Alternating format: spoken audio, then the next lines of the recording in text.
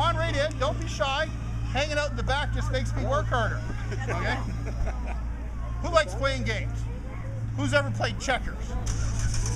Okay? You know the little tiles on the board? This is a story about a game called Taffel. Do you say Taffel? Taffel. Taffel goes back more than 1,000 years. And Taffel was kind of a cross between chess and checkers, and there's that game with the black and white tiles that you turn over. I never remember what it's called, but it's a board game. Othello, thank you very much. It's a board game that has a little bit of all of that in it.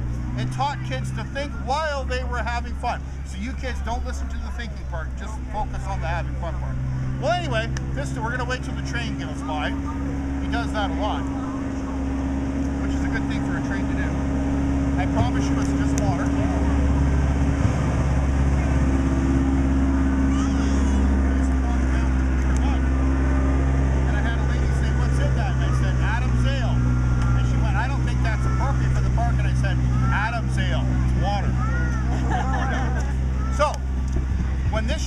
Was just about 8 or 9 years old. He had worked very hard all through the winter with his family, all through that summer. You can sit if you like. The closer you are, the less I have to yell.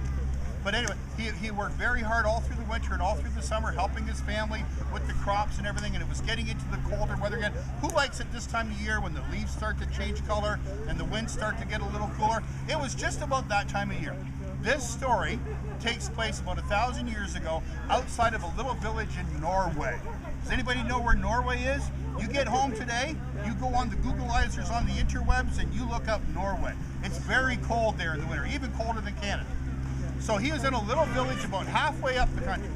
And that year, for his birthday, which came along just as the years were changing, his father made him a taffel board. Now anything will work as a taffel board. Any old slab of wood, a hunk of dry leather, even dry dirt in the ground. You can draw out the grid.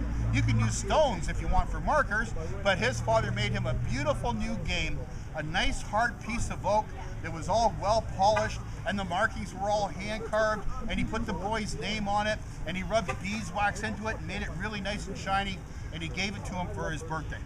Well, sure enough, everywhere he went. Who knows that when you get something new like that, it goes everywhere, right? When you get a nice present at Christmas, you keep it with you. You get something nice for your birthday, you want to have it all the time. Well, this boy took that taffel board everywhere he went.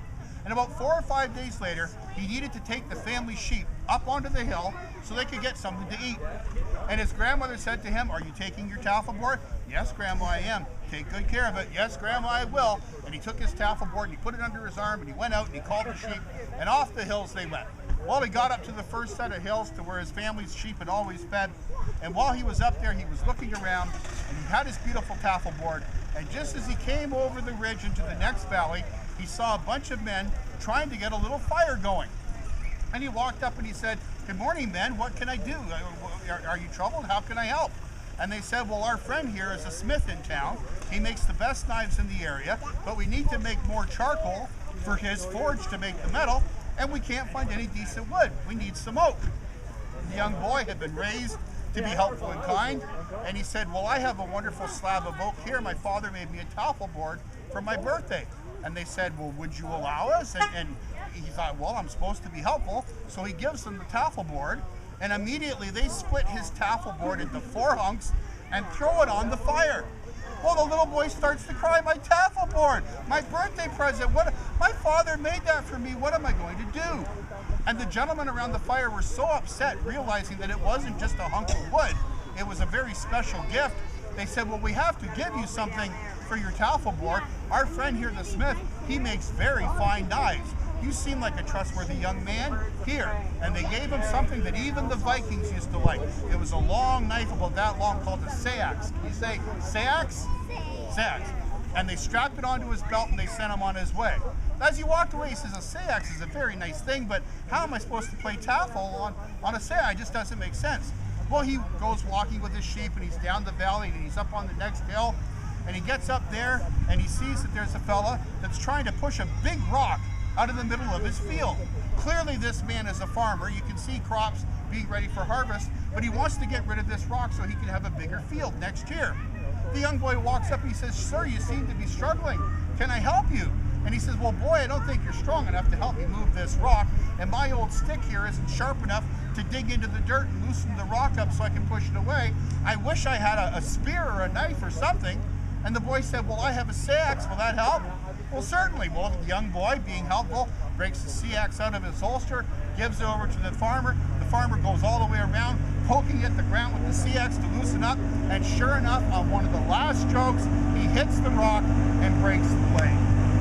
Now here's the young boy thinking, great, here's a train. I started out this morning with a beautiful Talf Board. The Talf Board is broken. I was given a fine sea axe, now the sea axe is broken. And he helps the farmer move the rock, but it's now my Talf Board is gone, and my sea axe is gone, what can I do? And the farmer said, well, I didn't want to risk this on breaking up the ground, but I have a fine hunting spear. Now what a farmer's doing with a spear, we don't know. But he had this long oaken pole with a finely formed iron spearhead chased with silver wire, a beautiful piece of equipment. He says, boy, you've helped me greatly. I can farm the rest of my field. Here's the spear. Well, thank you very much. The boy carries on. He's walking his sheep through the meadow, letting them graze the crops. They come around a bend of a stream, and sure enough, there's a pack of hunters. The hunters are running back and forth, trying to knock down a bird or a bit of game for their supper or whatever, but they're running around barehanded. And the boy walks up and he says, excuse me, sirs, what are you trying to do? He says, well, we're hunting for our village. Our children are hungry. We need to get some meat for our pot. And the boy said, well, you're empty-handed. How are you hunting? He says, all of our spears were lost. Our village was raided last winter by bad guys, and we don't have a spear amongst us. So, of course, the boy, what does he do? Well, sirs, I have this lovely spear that was a gift from me from a farmer after he broke my sea axe, which I got after somebody, on and on and on. You're welcome to use it. And now the hunters take the spear, they go running through the scrubland and the trees, they find a wild boar. I'm not going to get too graphic, rest assured, folks, but they take down the wild boar for their supper, and as they're digging the spear out of the board, they snap the head off of the spear, and the spearhead is lost inside the critter. What are we going to do now? Well, the hunters say, you've lost a fine gift. That was a beautiful spear. We can get the silver wire off here. You take that to your mother, but we don't know what to do. And the boy says, well, do you have anything that I can take home to show for my loss? And the hunters say, well, all we have is our horses. We have lots of horses. We raise horses. Here, boy. And they take the reins of a horse and they give him a horse for the spear. Now, for the first time all day, the boy is like, well, maybe this is going to be a good day after all. I started out with a Talf Board, now I've got a horse. So he's leading the horse down, and he doesn't want to ride it because it's a full-size horse, and he's a young little boy. He has the horse by the reins, and he's guiding the train is coming. And he works his way around the end of the ridge, heading back towards his village, and there's a farmer with a big sheet in his hand, chasing the crows out of his field, yelling and screaming and waving the sheet, chasing the crows away. Well, of course, he yells and screams so loud that it startles the horse. And being a young boy, the reins pull right out of his hand, and the horse takes off wildly running away. Now the boy doesn't have his Talf Board, doesn't have his sea axe, doesn't have his spear, doesn't have a horse, doesn't know what to do. And he's brokenhearted and crying, and the farmer says, why are you so sad? And he tells him the whole story about the Talf Board and the knife and the spear and the horse, and the farmer feels horrible. And he says, well, the only thing I have to give you is I've got this axe. It's an old axe, but it's a good axe, and if it'll do you any good, here, take this axe. So the boy's a bit heartbroken. It's starting to get dark. He's got to get home. He's walking over his valley, and he comes across a woodsman. And there's a woodsman trying to chop down a tree. But all he's got is a tiny little hatchet. Some badly equipped woodsman in this village. And the young boy and as soon as he sees the woodsman, he kind of shakes his head. This is just not my day.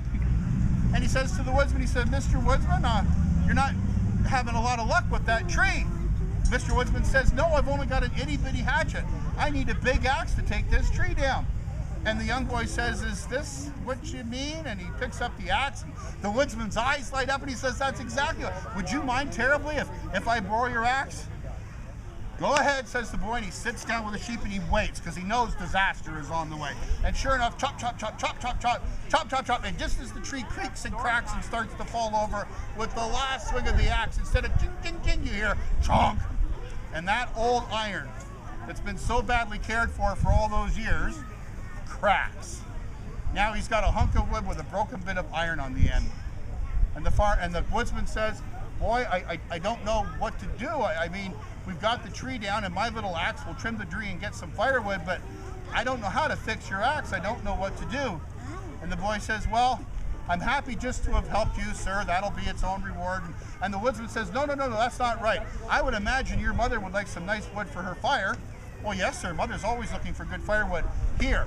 And he trims down the tree and he comes the best branches off of that old oak. And he said, in a few months in front of your fire, that'll be dry enough for your mother's fire. And he bundles up a great big arm load so he can throw it over his back. And now the boy's heading home. He's got his sheep. He's got his bundle of wood on his back. He's got one more ridge to cross and he'll be back in his own village. Just before he gets to the top of the ridge, he sees a little cabin, a little wattle and daub cabin. It's made out of braided sticks with mud slapped on it. It's got a thatch roof and there's a poor little smoky fire coming out. And there's a lovely old lady. This lady is probably your grandma's grandma. She's been around for a while. And she's standing in the doorway of her house just shaking her head. And the young boy walks up and he says, ma'am, you seem distressed. Is there anything that I can do? And he says, well, my son is a smith. He makes the best knives in the whole area. But he and his friends have gone off to make charcoal today. And the boy realizes this is the mother of the smith that he gave his taffel board for the fire. And the mother says, when he left this morning, he didn't think to get me any firewood, and I'm wanting to have supper ready for when he and his friends get home, and I've barely got enough fire to boil a cup of water, and how am I going to make supper for my son and his friends? And the young boy looks again, and he hangs his head, and he said, well, ma'am, would this help? And he brings up this bundle of firewood. Well, into the fire goes most of the wood, and the fire roars, and she puts the pot over, and she warms the stew, and she warms the sizer for a drink for the boys when they get home. And she said, tell me about your day. And he goes through the whole day. And of course, when she realizes that this whole thing began with him losing his taffel board to the best smith in the area, who was trying to make charcoal and burned his taffel board, but gave him a knife, and the knife was broken. He got a spear, and the spear was broke, and he got a horse, but the horse was lost, and he got an axe, but the axe was lost, and he got some wood, and now he gave his wood to the fire of the mother of the man that took his taffel board away. The old woman looked at him and said, son, my son is the best smith in these parts, and surely that axe that you got was a gift from him, and surely the fire that burned your taffel board was his. But my son is a boy no longer, and he doesn't play with this anymore. And she reaches up onto a shelf behind her cooking space and brings down a lovely slab of oaken wood, hand carved with the pattern of a taffel board, rubbed heavily with beeswax until it glowed in the sun. And she took the taffel board down, gave it to the young boy, and said, for all your troubles today, this is my gift to you. And always remember, when you're out this way, you are always welcome at my fire. Well, the boy had a small bowl of soup, thanked the old lady for her hospitality, tucked the taffel board into his arm just as he had done that morning before he left, led the sheep back down over the ridge to his own farm, locked the sheep up into his pen, and went into his house. There in his house was his grandmother, the same grandmother that had saw him off that morning, telling him to make sure that he took care of his taffel board. And Grandma looked at him and saw the taffel board and said, surely there's nothing better in the world for making a young boy happy than a fine taffel board. I hope you had a happy day.